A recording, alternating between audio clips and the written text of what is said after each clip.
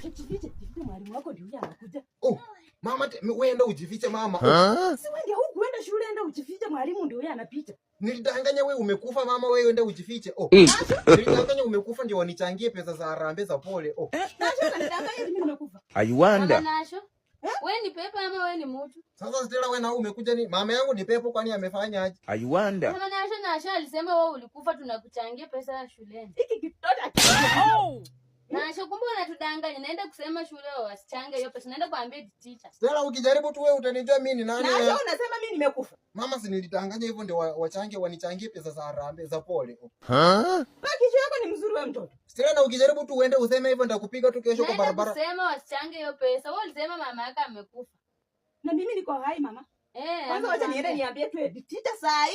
Hiki kitoto. Mama sasa wewe na unaenda kuambia. Na wewe Stella wewe ndio wewe ndio Stella umekujanga kwetu ni miaka ngapi? I wonder. Suka na miaka 17. Simbo. Niambie teacher. Stella sasa umekujanga kwetu ni. Nasho wewe ulidanganya nini mama yako amekufa? Mbona ulidanganya tuchange pesa? Wewe hata ukiona tu umekuja kufanya nini? Mimi nimekuja kukuangalia naona mama yako. Kwanza siendi kwanza Stella.